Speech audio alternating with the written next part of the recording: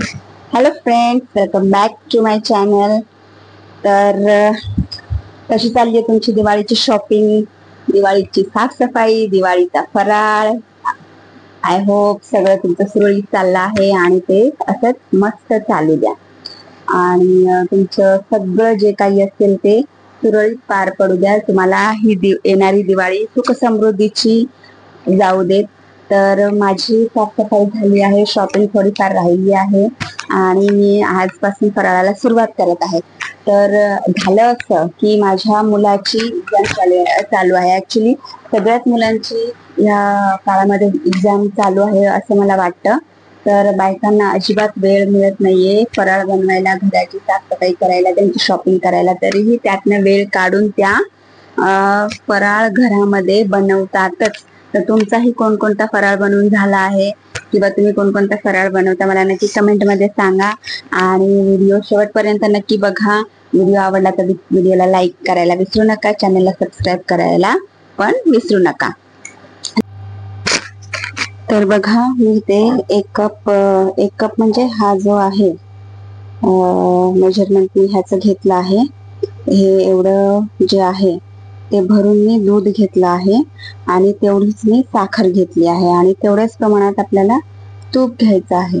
मी बनवत आहे शंकरपाळ्या, तर त्याच्यासाठी मी तुम्हाला प्रमाण सांगते. तेवढीच साखर घेतली आहे, तेवढंच दूध घेतलंय आणि आपल्याला तेवढंच प्रमाणात एवढंच जे बाउल आहे तेवढं भरून तूप घ्यायचं आहे. तूप वितळलेलं घ्या, असं जे असतं असं जाडसर ते नका घेऊ. तसं तूप वितळवूनच घ्या. जर तुम्ही असं साधं तूप घेतलं तर ते प्रमाण तुम्हाला तुपाचं प्रमाण जास्त होईल आणि तुमचे शंकरपाळे काय होतील ते फुटण्याची शक्यता असते. म्हणून ते तूप जे आहे ते आपण वितळवून मेल्ट करून घ्यायला पाहिजे.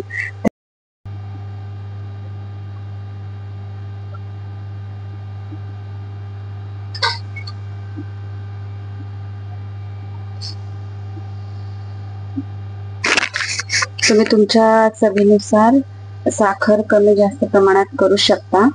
पण मी ते 1 किलोच्या शंकरपाळ्या बनवते, तर एवढ्या प्रमाणात आपल्याला साखर गरजेची असते. तर तुम्ही बघा, तुमचं जे प्रमाण आहे तुम्ही ते कमी जास्त करा. आणि मी पॅन मध्ये दूध टाकलंय, त्याला गरम झाल्यानंतर ही साखर जी आहे ती चांगली त्याच्यामध्ये आपण वितळवून घ्यायची आणि थोडस कोमट झाल्यानंतर ते आपण मैद्यामध्ये टाकून ती मळायची. बघा अशा प्रकारे मी शंकरपाळ्यांपासून माझ्या दिवाळी फराळाला सुरुवात करत आहे. तुम्ही कोणत्या पदार्थापासून दिवाळीच्या फराळाची तयारी केली आहे मला सांगा. तर मी शंकरपाळ्यांपासून तयारी केली आहे. तर तुम्ही ही माझा व्हिडिओ कुठून बघताय किंवा तुम्हाला अजून कोणते व्हिडिओ बघायला आवडतील मला नक्की सांगा. बघा, दिवाळी हा सण प्रत्येकालाच आवडतो, म्हणजे मलाही आवडतो. पण दिवाळीमध्ये खूप काम लागतं म्हणून मला थोडस कंटाळा येतो. तुम्ही म्हणाल काय आळशी बाई आहे, पण मला खरंच खूप कंटाळा येतो. म्हणजे मला कसं आहे माहितीये की फक्त तुम्ही मला फराळ बनवायला सांगा, मग मला दुसरं काही काम देऊ नका. जेवण किंवा भांडी घासणे, कपडे धुणे, जे बायकांची कामं आहेत आपली नेहमीची, ती मला आवडत नाहीत मग करायला. मला एकच काम करायला आवडतं. मी फराळ बनवला तर मला भांडी घासायला अजिबात आवडत नाहीत. मी खरं सांगते तुम्हाला. तर बघा, तुमच्या मुलांचे एक्झाम चालू आहेत का मला सांगा. दुधामध्ये साखर जी आहे ती चांगल्या प्रकारे विरघळवून घ्यायची. दूध थोडं पातळ होईल, दुधाचा कलरही चेंज होतोय आणि साखर विरघळल्यानंतरच तुम्ही जे आहे ते तूप जे आहे ते त्याच्यामध्ये टाका. असं मस्त दाणेदार असं तूप घ्या तुम्ही. खूप छान दिसते तूप. हे बघा किती दाणेदार असं तूप आहे. तोपर्यंत आपण मैदा पुढची तयारी करूया. म्हणजे मैदा वगैरे चाळून घेऊया. मैदा चांगला क्वालिटीचा असला की त्याच्यामध्ये काही घाण नसते, पण शक्यतो आपण तो चाळूनच घ्यावा. इथे माझी साखरही मिक्स झाली आहे दुधामध्ये बघा, आणि तूपही मेल्ट झाला आहे.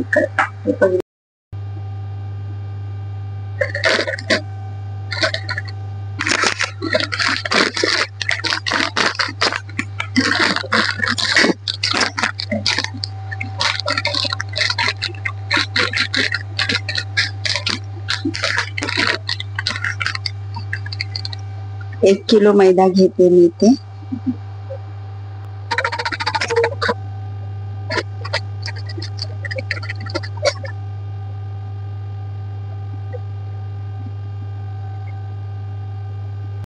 किंचितसं ह्याच्यामध्ये चवीपुरतं मीठ घाला, म्हणजे अगदी थोड्या प्रमाणात.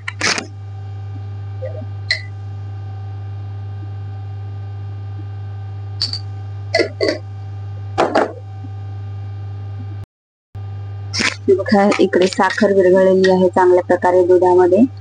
ह्या स्टेजला मी गॅस बंद केलाय. ह्या स्टेजला आपण ह्याच्यामध्ये ना तूप घालून घेऊया.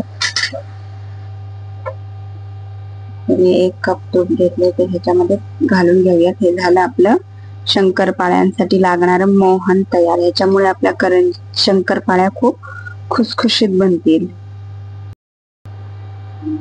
हे बघा मी इकडे जे आपण मिश्रण तयार केलं होतं ते मैद्यामध्ये टाकले थोडं, आणि ते चांगल्या प्रकारे मिक्स करून घेते, मळून घेते. हे पीठ जे आहे आपलं शंकरपाळ्यांचं, तुम्हाला जेवढं म्हणजे कोमट ते जे मिश्रण आहे आपण बनवलेलं ते मोहन कोमट झाल्यानंतरच तुम्ही टाका, नाही तर तुमच्या हाताला चटका लागेल, भाजेल. हे आपल्याला काम करायचं नाहीये, कारण अख्खी दिवाळी बाकी आहे अजून आपली. आपल्याला भरपूर काम करायचंय. तेव्हा स्टार्टिंगलाच असे उपद्रव करून चालणार नाही, उपद्व्याप, तर ते आपल्याला भारी पडेल. तर सांभाळून तुम्ही तुमचे सगळे फराळाचे जे पदार्थ आहेत ते बनवा. स्वतःची काळजी घ्या. तुम्ही जेव्हा स्वतःची काळजी घ्याल तेव्हाच तुम्ही तुमच्या कुटुंबाची काळजी घेऊ शकता. म्हणून बायकांनी पहिलं सगळ्यात अगोदर स्वतःची काळजी घ्यायला शिकलं पाहिजे. तर बघा याच्यामध्ये मी ते सगळं मिश्रण घालते.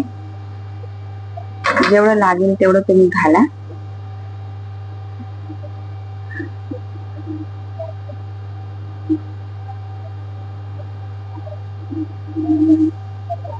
कडक असं आपल्याला पीठ मळून घ्यायचं. अगदी नरम असं पीठ मळू नका.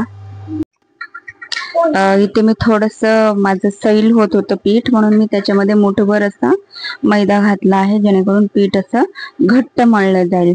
पीठ आपल्याला घट्टच पाहिजे, नरम तुम्ही मळू नका. इथे बघा, आणि तेव्हाच आपल्याला ते जे पिठाचे गोळे करून ठेवायचे आहेत. आबडधोबड कसे गोळे तयार करा, कारण तेच आबडधोबड करतो आपण गोळे, त्याचेच शंकरपाळी बनवताना लेयर्स बनतात. म्हणून चांगल्या प्रकारे मळूया किंवा काय करूया असा काही प्रकार करू नका. पटकन तुम्ही मळून त्याचे गोळे बनवून तुम्ही त्याच्यावर एक ओला कपडा झाकून ठेवून द्या, आणि तेव्हाच तुम्ही शंकरपाळे लाटायलाही सुरुवात करा. बघा मी तेव्हा त्याच 2 मिनिटात शंकरपाळे लाटायला सुरुवात केली आहे, आणि तिकडे तेलही गरम करायला ठेवलं आहे.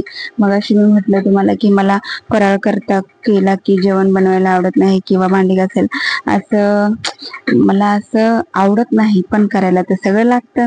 म्हणून मी सगळं करते.